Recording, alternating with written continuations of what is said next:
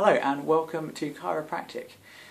In this video I'd like to answer one simple question, which is, what is the purpose of a chiropractic adjustment? So to understand the purpose, it's good to understand a little bit about chiropractic philosophy, because a chiropractic adjustment may not be what you think it is, and it may have more benefits than you presently realise.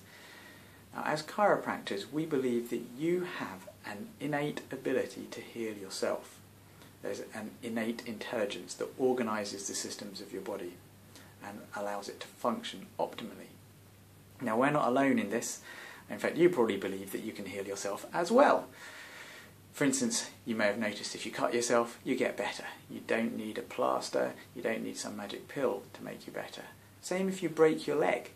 It's not the pills or the plaster cast that actually allow the broken bone to stitch together again. It's your own body's organisational abilities.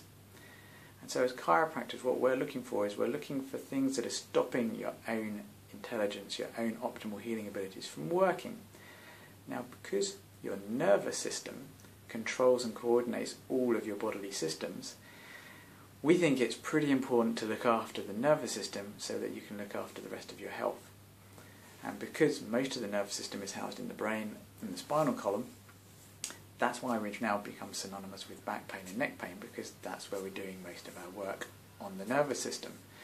In particular, we're looking for what we call vertebral subluxations, which are areas usually in the spine that are causing irritation or some kind of dysfunction in the nervous system. So when we remove one of these, we allow the nervous system to work a little bit better, and so therefore your healing abilities should work, or at least they should be optimised. So the purpose of a chiropractic adjustment is to optimise your health. It's not about necessarily getting rid of a pain, it's about optimising you so that you can heal, so that it doesn't matter what you've come in with, you'll have an increased ability to actually get on and heal yourself. So I hope that's now clear. I hope you like the explanation. See you next time. Bye now.